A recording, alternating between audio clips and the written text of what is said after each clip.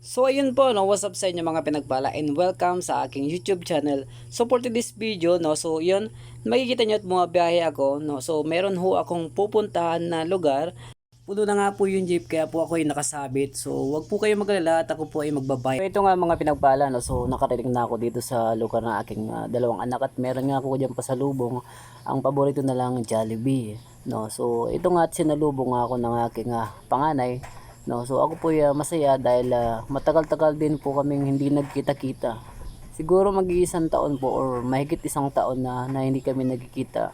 At ako po yung masaya, no. So sa sobra ko nga po tuwa dito is gusto ko po sanang umiyak, no. So naiiyak talaga ako dito pero pinigilan ko dahil syempre at ako nasa edad na, no. So mahirap na umiyak dahil nakakahiya at andyan yung lola nila at may mga nagtatrabaho dito sa bahay na pinapagawa ng aking dating asawa at ito nga yung aking dalawang anak na hindi mapakali at kinakalikot tong aking camera, no.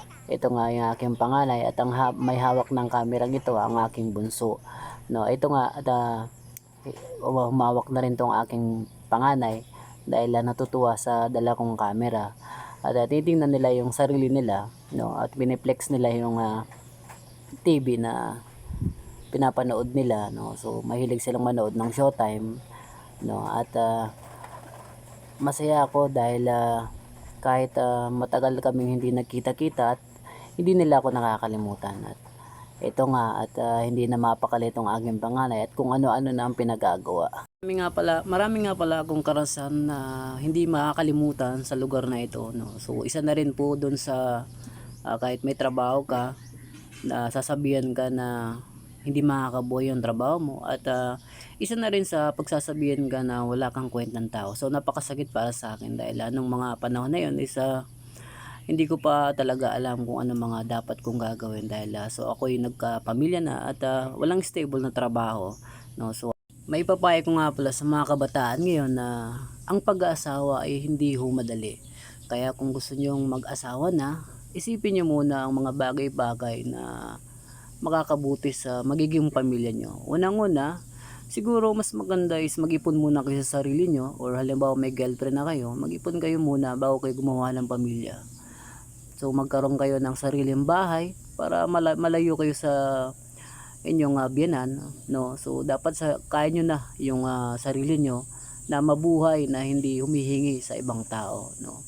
So dapat meron kayong stable na trabaho na if ever na magkaroon kayo ng mga anak, so hindi kayo mahihirapan na magkaroon ng anak dahil pagka may anak na kayo, siyempre andun yung kailangan ng diaper, ng gatas, no. So ako po kasi nagkaroon po ako ng anak o nagkaroon po ng anak yung asawa ko, meron din naman po akong trabaho kaya lang hindi po kasya, no.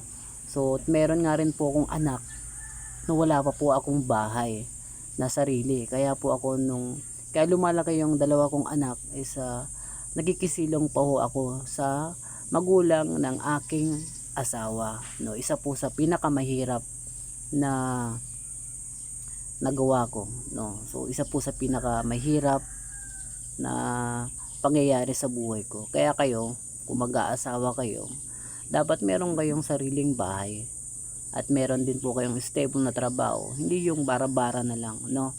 So yun, hanggang dito na lamang po ang aking video mga pinagpala, no.